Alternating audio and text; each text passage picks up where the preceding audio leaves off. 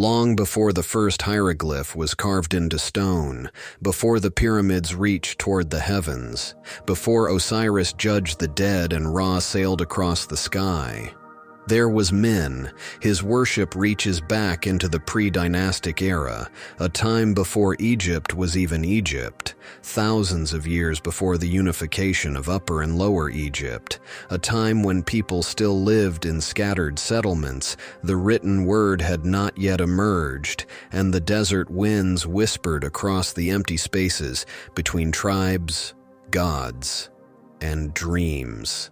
It was during this mysterious formative age that Min's cult began to take shape. He wasn't born from myths or royal decrees. He rose from the earth, a force of nature, raw and primal.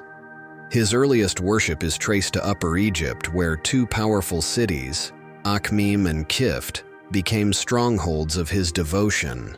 Akhmim, later called Panopolis by the Greeks, was more than a city. It was a spiritual center where Min's rites were practiced with deep reverence. Towering temples, sacred statues, and massive festival processions all grew from these roots. And then there was Qift, ancient Coptos, a city perched at the edge of the vast eastern desert. It was here that Min took on a unique role, not just as a fertility god, but as a protector of desert travelers and caravans. These were dangerous journeys across brutal terrain. Traders, miners, and explorers ventured into the unknown in search of gold, incense, and other riches, and they prayed to Min to guide them, strengthen them, and bring them home. He was life's engine, the fire in the body, the strength in the seed, the pulse in the soil. His many titles reflect the scope of his power. He was called the Great of Magic, a reference not to illusion, but to Heka, the divine creative force.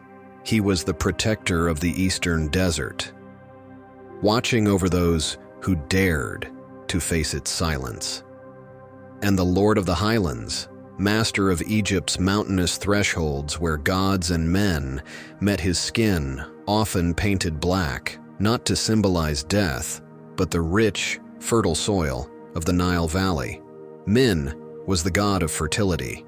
As Egypt evolved, so too did its gods, and Min was no exception. During the New Kingdom, he was merged with Amun, the king of the gods, creating a hybrid deity known as Amun. Later, Min was also associated with Horus, the falcon god and sky deity. As Horus Min, he fused the power of sight, flight, and dominion with the deep-rooted force of physical creation. Min's legacy wasn't just in statues and titles. It was in the very structure of Egyptian thought, the belief that life is sacred, that fertility is divine, and that creation is an eternal cycle. Look deeper into the body, into the land, into the pulse of life itself. There you'll find Min, silent, ancient, and eternal.